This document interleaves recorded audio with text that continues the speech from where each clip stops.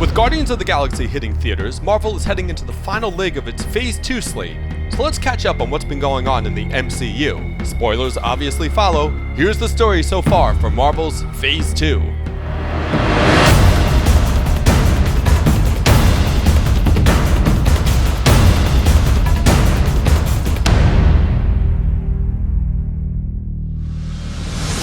Things kicked off with Iron Man 3, where Tony Stark was still reeling from the events of the Avengers. It seems fighting an invading alien horde, flying through a wormhole into space, and almost sacrificing yourself via nuclear explosion takes a toll on a guy. So he's built a ton of new Iron Man suits here because, insomnia. Meanwhile, a new threat has emerged. A shadowy figure called the Mandarin has been orchestrating a series of terrorist bombings. Iron Man is pissed, and he issues a challenge to the Mandarin, which the villain takes him up on, promptly blowing up his awesome seaside mansion. And his cute little robots too. Luckily, Tony's AI Jarvis is able to get him to safety. Well, to Tennessee at least. But with his armor out of commission, all Tony has is his smarts and a new kid sidekick to uncover the truth about the bombings. Because he just can't call the Avengers for some reason. Just go with it, okay? It turns out the explosions were all the result of AIM scientists Aldrich Killian and Maya Hansen's experimental treatment called Extremis. Killian used this serum to give war vets superpowers, but it sometimes also had the side effect of turning them into, living bombs. With this knowledge in hand, Stark makes his way to the Mandarin's headquarters, which he infiltrates 1980s action movie style, with a dab of MacGyver too. Only once he gets in, he finds that the Mandarin is just a confused actor playing a part. It was Killian who was the actual puppet master of the whole operation all along, at which point a million fanboys cried out in terror at this deviation from the source material. Side note, eventually the short film All Hail the King would reveal that Killian wasn't the Mandarin either, and that the real deal is still out there somewhere.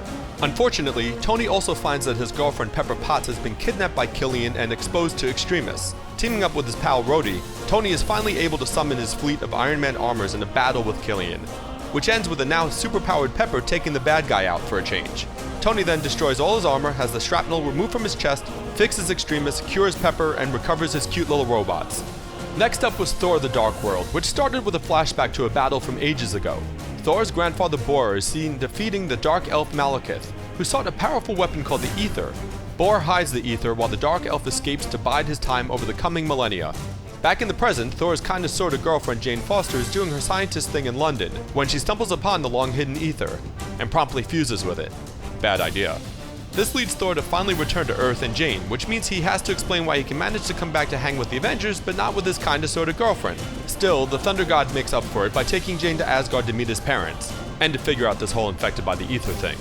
But the return of the super weapon also means the return of Malekith, who awakens from Cloud City Carbonite and stages a major attack on Asgard in search of the Ether.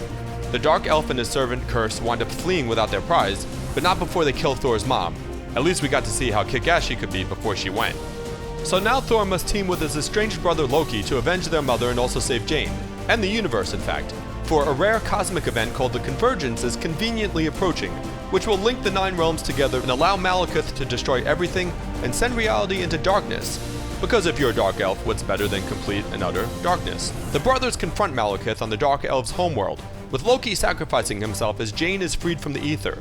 But Malekith escapes, now having merged with the gooey superweapon himself. Thor promises the dying Loki that he will tell Odin of his brother's last act of bravery.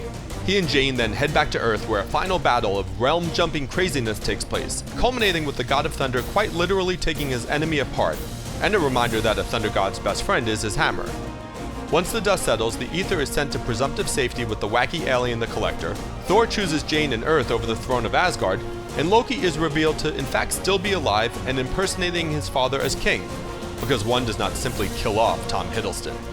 Next up is Captain America the Winter Soldier. Cap is now working for Nick Fury as a globe-trotting agent of S.H.I.E.L.D. with a spiffy new uniform. But while on a mission with fellow agents Romanoff and Rumlow, Cap realizes that Fury is keeping secrets from him. Cap confronts the S.H.I.E.L.D. director, who reveals Project Insight, a new initiative that came about in the wake of the attack on New York.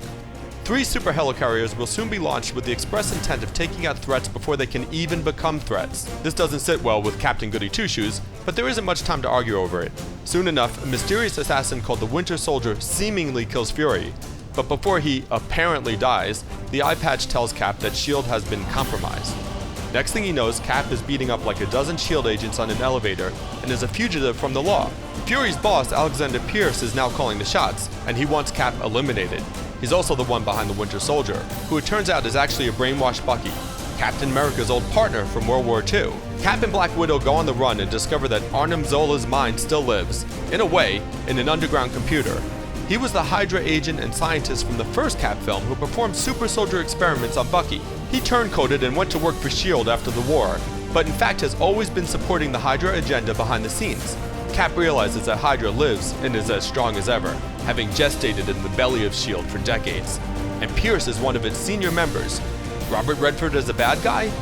Mind blown.